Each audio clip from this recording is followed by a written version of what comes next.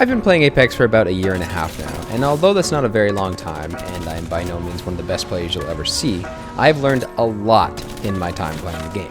And because I make content and I obviously have some irresistible desire to share my opinion on the internet, I thought I'd share my top 10 tips on how to improve at Apex for people that are struggling to rank up and just need a bit of an extra edge. So without any further delay, let's get into it. Now I'm going to list these off in order from least to most important, so the first tip's the least important and the last tip's the most important, so stick around. Tip number 1, learn how to repeak. This is a very simple technique and it's very underused in lower level lobbies. All you gotta do is when you're shooting someone from behind a cover, once they've registered that they're getting hit and they start shooting back at you, move back behind that cover, let them waste their ammo, and it also gives you an opportunity to reload. Once they've stopped shooting, re-peek back from behind that cover and finish them off. This is an extremely useful technique and you'll see it in pretty much every single pro lobby. That's where I learned how to use this technique. Not by playing in those pro lobbies, just by watching them. I mean, by playing in them, because I'm a professional. Yes. Tip number 2, warm up. I know, I don't really want to warm up either, but with how the respawn matchmaking works, your first ranked game of the day is probably going to be your easiest. So a lot of people view that as their warm-up game, but they're wasting a great opportunity to gain some free RP. So I recommend just dropping into a mixed mode or even dropping to the firing range for like 5 to 10 minutes. That's all that it takes to get your fingers a little warm, and it gives you an extra edge for those first few games. Now this next tip is kind of a variable tip and you can take it with a grain of salt, but tip number 3 is play the ring, don't take center zone. Now the reason I say that is because a lot of the time when the ring is closing, it kind of closes in on one central building or one central point. And typically the mindset is let's get to that center building so that we can hold the zone and kill all the other teams coming in. However, if there are a lot of teams left in those final zones, you're going to have 3 to 5 teams converging in on your central spot, and they'll all want to take it from you. So you're going to be the main focus for all of these teams, and chances are you're not going to make it out of that. So it's better to play that edge of zone and be one of those teams converging on that position. That way you can kind of pull back a little bit, wait for the teams to start fighting, and hopefully get an ideal third party. Now, what I mean by this is a variable tip is sometimes that isn't the case. Sometimes there are like 3 to 4 buildings in one of those final zones, and you might want to get one of those buildings, otherwise you're going to be out in the open. So that's why I say take this with a grain of salt, and really the tip is more so play zones smartly, but that doesn't really make any sense, so that's why I titled the tip the way I titled it. Basically, just be smart, don't be dumb, I don't know. This next tip is a bit controversial, however, I do believe in it to a certain extent. Tip number 4 is take fights early. What I mean by this is a controversial tip is in pro lobbies, you'll often see like 10 teams in the last 2 zones because they're all holding back and not taking any unnecessary fights. Now, although that is a way to play, that is pretty exclusive to very high level lobbies. But when you're in lower ranked lobbies, it's a better idea to take more fights. Now, I know the ranking system in Season 17 is a bit broken right now and it really favors placement over kills, but my prediction is they're going to revamp it after all the negative feedback, so I think this tip is going to stand up to future ranking systems. But there are multiple reasons why I say take fights early. One is obviously you're going to get more RP throughout the game if you're getting more and more kills, but another reason is you stay warm. I often find if I wait to take fights until the 3rd or 4th zone, I haven't fought for like 5 or 7 minutes, which doesn't seem long, but in a video game, that's a long time. So when my first fight comes around, I'll be a little bit cold and I won't be as in the zone as I would be if I've been consistently taking fights throughout the game. So that's why I recommend taking fights a little bit earlier on. I don't necessarily mean hot dropping, but getting involved in third parties when you can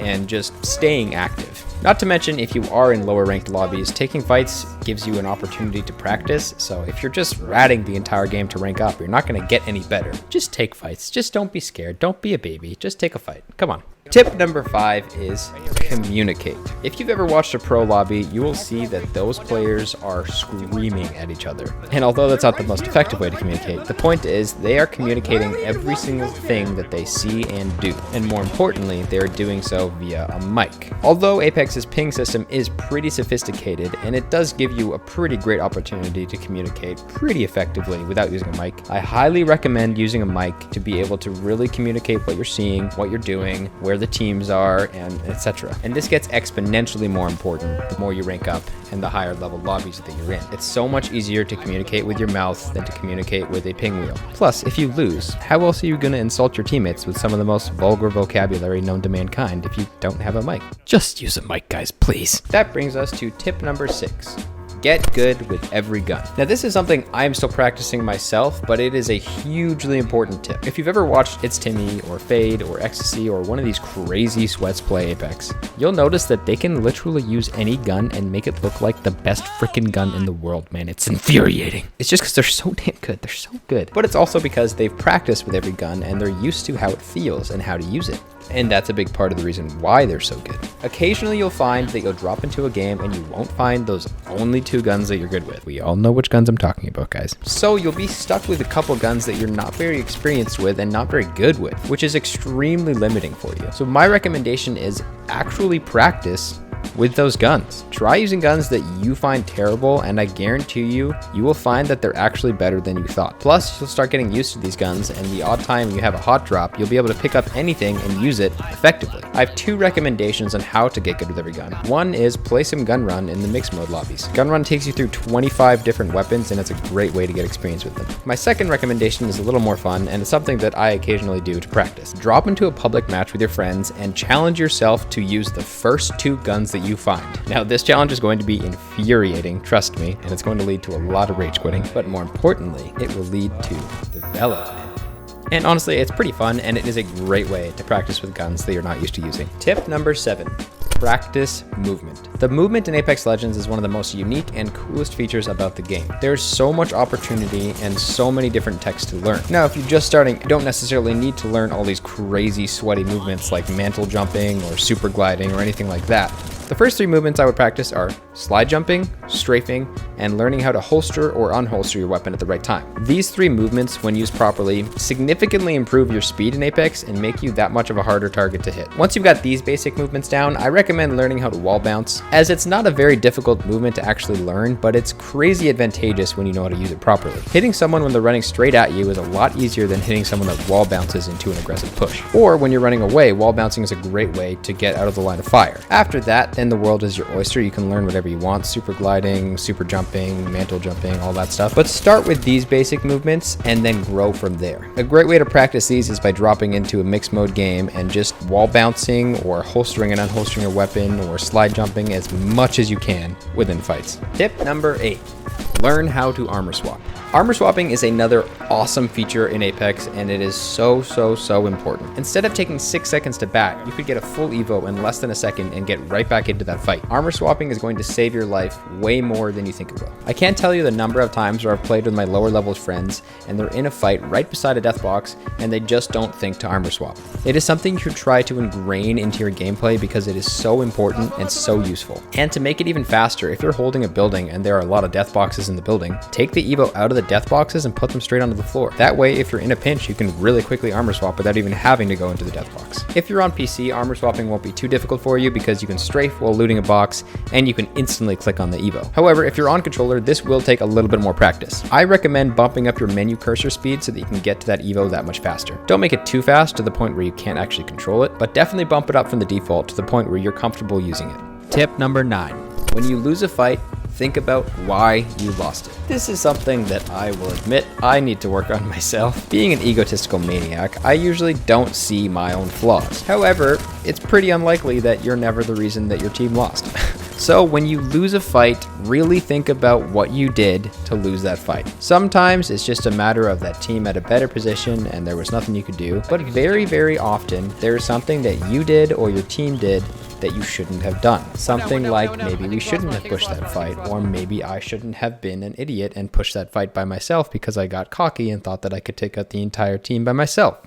That's That's not speaking from experience at all. But seriously think about why you lost that fight and don't just go casting blame as soon as you die. You're never going to get better personally if you don't see the things that you're doing wrong and try to fix them. One helpful way to do this is record yourself playing. You don't often pay attention to the mistakes you make when you're in the actual action because your adrenaline's really high and you're not paying attention to those small details. But when you watch back clips of your gameplay, you're much more attentive to the small mistakes that you made. And that brings us to our final tip. Tip number 10. Patience. There was a number of smaller tips that I could have used here, but they were kind of all summarized by this one tip. Patience. Apex is a game that really focuses on pacing. Coming from a Call of Duty background, this is something that I really didn't like about Apex at first because I wanted to get right into the action and fight my way to the top. However, if you try to do this with Apex, you're going to get third-partied and you're going to lose. Being patient is one of the most important things you can do in Apex. Now, what does this look like? Well, very often it's just a matter of restraining your ambition and your eagerness to get into a fight and instead making the smarter decision to either hold back and wait for a third party or maybe rotate to the zone. I can't tell you the amount of times where I hear gunfire and I want to get straight into the action, but very often that isn't the smartest decision based on a number of factors. Maybe the zone is moving and I shouldn't get held up in a zone fight. Maybe I'm in a great position, but if I get involved in that fight, I have to sacrifice that great position. Maybe there was another team behind us a while ago and I know that if I get involved in this fight, that other team is going to come third party us. Whatever the factors may be, sometimes being patient and restraining yourself is the smartest decision you can make in Apex. And once again, this is a very situational tip. Sometimes you do have to be the aggressor and push into those fights. But I definitely find more often than not, it's a better idea to be patient and hold back and just wait. Wait for that other team to move in that I know what's behind me so that I don't get third partied. Wait for another team to get involved so I can third party that team. Wait for the zone to move so I'm not in a zone fight and end up getting gate kept. Whatever the situation is, just take a second and ask yourself, is this the smartest decision or should I just wait? Anyways, that just about does it for my 10 tips, guys. I hope these can help you improve at Apex. Let me know if you try any of these and if they helped you. And also let me know if you guys want to see more instructional videos like this. Or if you hate these, then just tell me that I wasted my time making this video and that there was no point to it and that I suck at Apex and I should stop making content. Either or, thank you so much for clicking on this video. I really appreciate the views. If you like it, please don't forget to drop a like and consider subscribing. Peace.